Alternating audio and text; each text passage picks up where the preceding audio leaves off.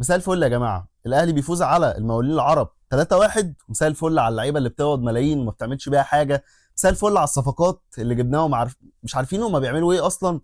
اللعيبه اللي فعلا تايهه في الملعب، في اشباح في الملعب، مفيش غير على مدار الموسم اتنين تلات لعيبه بس اللي كويسين مع الاهلي، اللي هم تريزيجيه مثلا ومروان عطيه، شوبير، وعلى فترات امام طبعا قبل اللي عمله ده في حوار السفر والكلام ده. عايزك تتفرج على الفيديو ده للاخر عشان هتكلم فعلا كلام من قلبي، لان انا فعلا بقيت رايح اتفرج على الاهلي وانا مهموم وانا شايل الهم، وانا فعلا بقيت مخنوق وانا بتفرج على الاهلي، ودي حاجه صعبه جدا انا ما اتمناش ان انا اوصل ليها وانا بتفرج على الاهلي، الفريق اللي انا بحبه واللي انا بشجعه من وانا صغير.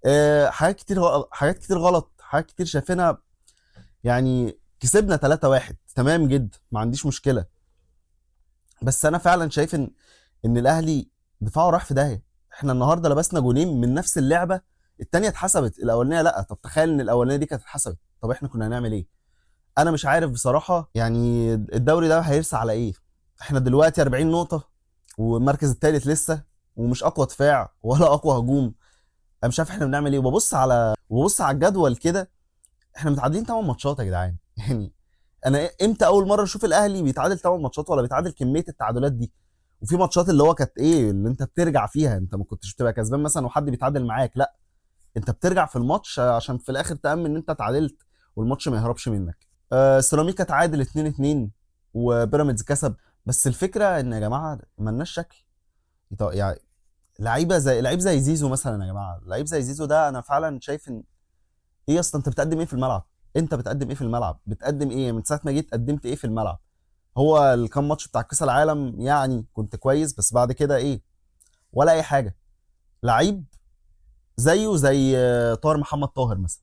انا مش شايف اي اضافه، انا بجد مش شايف اي اضافه. هتكلم معاكم شويه في موضوع كريم فؤاد. والله ربنا يشفيه وكل حاجه، وبجد ربنا يرجعه بالسلامه. انا ما اعرفش هو عنده ايه لحد دلوقتي، بس يا اسطى انت لعيب زجاجي يعني. والله والله كل ده بقدر ربنا، بس الفكره ان ازاي يا اسطى انت، يعني انت موهبه. ايه اللي بيحصل ده كله؟ انا مش عارف. ربنا يقومك بالسلامه ويا رب يرجع بخير ويرجع يلعب تاني، بس ما اعرفش، اظن ان كده خلاص هو مش هيكمل في الاهلي. مش عشان حاجه، بس لان هو فعلا يعني بقى عنده 25 سنه واحنا جايبينه وهو عنده تقريبا 22 ولا حاجه. فانا مش عارف ايه المشكله دي. وتريزيجيه النهارده جاب جون في الاول حلو جدا. اسيست امام عاشور اللي انا فعلا مش حابب اتكلم عنه قوي. حتى لما جاب الجون التاني انا ما اللي هو ما فرحتش قوي. يعني مثلا حسين الشحات جاب جون في الاخر، انا اتبسطت، اللي هو انا بحب حسين الشحات بصراحه. انما امام لما جاب الجون يعني عادي، تمام ماشي حالك، هو جون حلو وكل حاجه. تريزيجيه جاب جون حلو جدا، الكره كانت بالعرض لعبها حطها في الجون. هي ماركه تريزيجيه السنه دي، الاجوان اللي بيطلع يحطها بالدماغ دي. يا جماعه أنا بروح اتفرج على الكوره وبتفرج على الاهلي عشان اخرج من مثلا من هم الحياه اللي موجود، او الواحد جادد فيروح يتفرج على ماتش الاهلي، اتفرج على ماتش في اوروبا. الاهلي بالذات لان انا بحب الاهلي. في اوروبا ما بشجعش انديه، بس بتكلم على الاهلي يعني. بنقول دايما رايح للاهلي انسى الهموم. لا، انا دلوقتي الاهلي هو اللي بيجيب لي الهموم، والله العظيم انا دلوقتي الاهلي هو اللي بيجيب لي الهموم.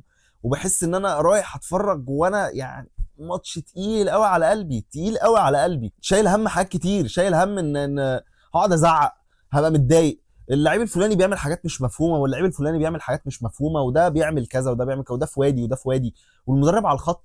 انا بجد يستروب ده يا جماعه. انا بالنسبه لي ماتشين كانوا خلاص يعني. هاتوا حسام البدري، هاتوا حسام البدري يمسك الفرقه دي، والله العظيم ما هيطلع احسن شغل. انت عندك امام عاشور، تريزيجيه، زيزو، بن شرقي، بن رمضان. اللعيبه دي خمس لعيبه يا جماعه ذكرته لكم يعني.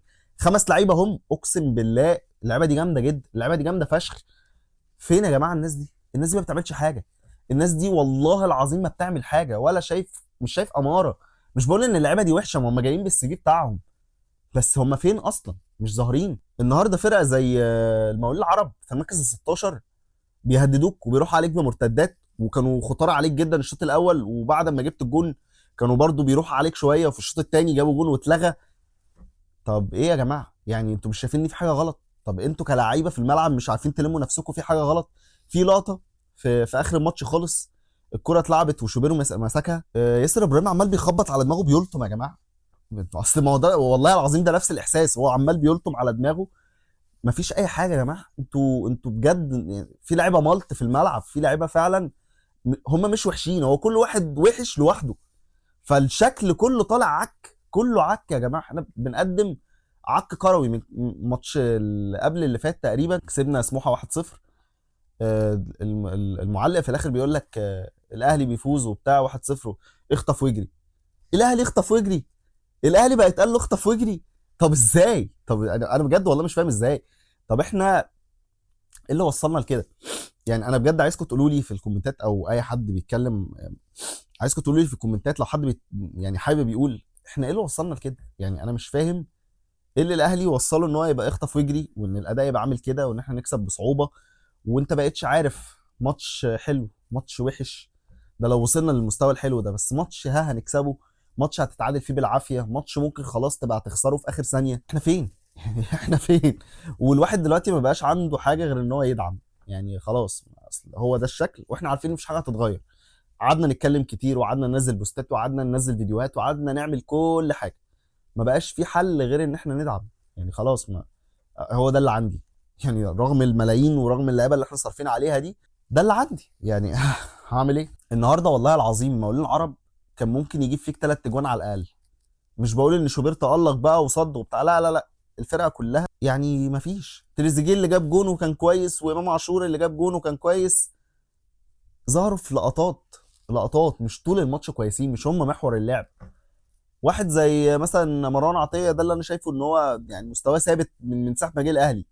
آه، هو لعيب متوسط بيعمل كل حاجه، لعيب متوسط بينزل ياخد الكوره. يمكن الموسم ده بيلعب لقدام شويه، انما انا مش شايف اي حاجه جديده بتحصل، مش شايف اي تغيير. يستروب بصراحه انا حاسس ان هو ماتشين كمان والمفروض يفلسع ويخلع. يعني بصراحه شوف هتدفعوا له بقى يعني شرط جزائي كام، بس يخلع، لان هو خلاص مش يعني هنستنى موسم كمان على الراجل ده صعب، لان احنا هنخسر الدوري لو الراجل ده فضل مكمل. آه، مش عارف، انا مش عارف. انا مش طالع اقول روشته، انا مش طالع اقول روشته للاهلي ان هو يعمل ايه. المفروض اللي احنا شايفينه قدام علينا الاداره كمان شايفاه، اللعيبه نفسها شايفاه في الملعب. طب ايه يا جماعه؟ طب ايه؟ هنفضل لحد امتى كده؟ احنا عندنا ماتش في نص الشهر مع، عندنا قصدي في اخر الشهر مع الترجي، ومن غير جمهور. يعني انت هتلعب الترجي كمان كام يوم او كمان اسبوعين من غير جمهورك، وشوف بقى هتعمل ايه. يعني مكسب تمام كويس يخليك في سباق الدوري، بس انت لسه تالت. يعني الزمالك متصدر، وبعديه بيراميدز، وبعديه انت، ودلوقتي خلاص هو سيراميكا تعادل، هو خرج تقريبا بره المنافسه دي. انا مش شايف اي حاجه جديده بتحصل. انا مش شايف في الملعب غير عك، لا شايف حاجه متحفظه، ولا شايف كوره الاهلي بيلعبها كتير، ولا شايف اي حاجه. يعني هو اللاعب اللي كان منور النهارده شويه هو يوسف العمري، الباقي كله لقطه وحش. ممكن يديك لقطه، الباقي كله وحش، مفيش. وانا لو بتكلم يعني بتكلم كده، فانا عشان فعلا متضايق. انا فعلا بقول لك بقيت اتفرج على ماتشات الاهلي وانا شايل الهم. وانا اللي هو يا رب استر. فاهم الفكره؟ يعني يا رب استر، الواحد مش ناقصه، يا رب استر. فمش عارف وبعدين هنعمل ايه يا جماعه. ان شاء الله الفتره الجايه يعني ما هو نفس الخرا، نفس اللي احنا شايفينه، حق كروي عبث، وكل لعيب عايز يلعب مع نفسه. الشوط الاول يا جدعان والله العظيم لاعبين فوق ال 20 باصه، كلهم ميس باص، كلهم ميس باص، كلهم بيروحوا للعيبه المقاولين، يا بتروح طويله على لعيبه الاهلي، يا يلعب واحد يلعب له ثرو مثلا، يطلع يجري وراه كانه بيموته عشان يلعب له الكوره. وبعدين يا جماعه، انا متضايق قوي فكره اللعيبه اللي بتاخد ملايين، ما بتعملش حاجه في الملعب، ما بيحللوش فلوسهم، ما بيحللوش فلوسهم. اقسم بالله اللعيبه دي ما بتحلل فلوسها اللي بتلعب بيها. يعني انا مش عارف اقول لكم ايه، والله العظيم مش عارف اقول لكم ايه. والنهارده بقى اللعيب اللي هو اسمه احمد باهي اللي جاب جون في الاهلي، الجون اللي اتلغى، اللي هو احتفالات ملهاش لازمه، يعني راح لجمهور الاهلي وقام جاي عامل له كده. انت ايه يا اسطى؟ انت ايه؟ أنا مش بحب اغلط في حد، بس ايه اللي انت عملته ده؟ جمهور الاهلي ما يتعملوش كده، جمهور الاهلي ما يتعملوش كده يا اسطى. هو الجون اتلغى، يعني الجون اتلغى. شوف يعني شوف سبحان الله يا اخي، الجون اتلغى. جمهور الاهلي ما يتعملوش كده، ولا اي لاعب في الدوري يروح يعادي جمهور الاهلي. كويس ان الجمهور ما زادش عليه او حاجه، لان احنا مش ناقصين بعد حوار الجيش الملكي، وان احنا توقف لنا ماتشين الجماهير هتقف، يعني مش هيحضر لنا في الملعب في افريقيا.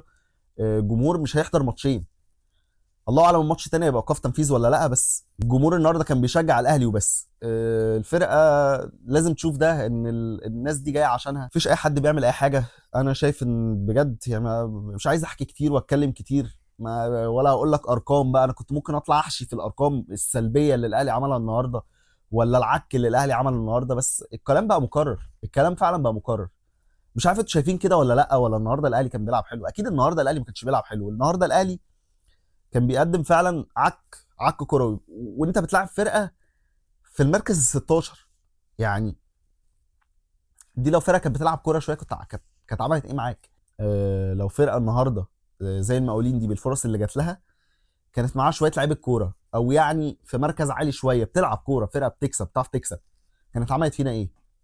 بس آه مش عارف اقول لكم ايه. وان شاء الله الفتره الجايه ان الاهلي يكون احسن. ان شاء الله الفتره الجايه الاهلي يعمل اداء احسن، لعيبه تفوق شويه. مش هقول لك مش متفائل، بالعكس انا متفائل. طول ما الاهلي بيلعب انا افضل اشجعه. طول ما الاهلي موجود في التلفزيون هتفرج عليه وهشجعه وهبقى عايز ان هو يكسب. بس في حاجات يعني احنا مش عمي، لازم نتكلم عنها. احنا مش عمي خلاص. الاهلي فعلا بيلعب كوره سيئه قوي. يعني اول ماتشين لتروب زي دلوقتي استحاله، استحاله بجد. هل في لعيبه مستواها ما فيش؟ في لعيبه مش موجوده والله العظيم، اشباح. يعني تريزيجيه وشوبير ومروان عطيه والباقي خشب، ما فيش اي حاجه. أه بتمنى الفترة الجاية يكون أحسن، ومش عايز أطول عليكم. ولو أول مرة تتفرج عليا فأنا عبد الله القاضي، ودي قناة في ال 18، وأنا شخص أهلاوي جدا بس بحب أتكلم في الكورة وبحب الكورة جدا. ما تنساش تعمل لايك وسبسكرايب وتستنانا في اللي جاي. سلام.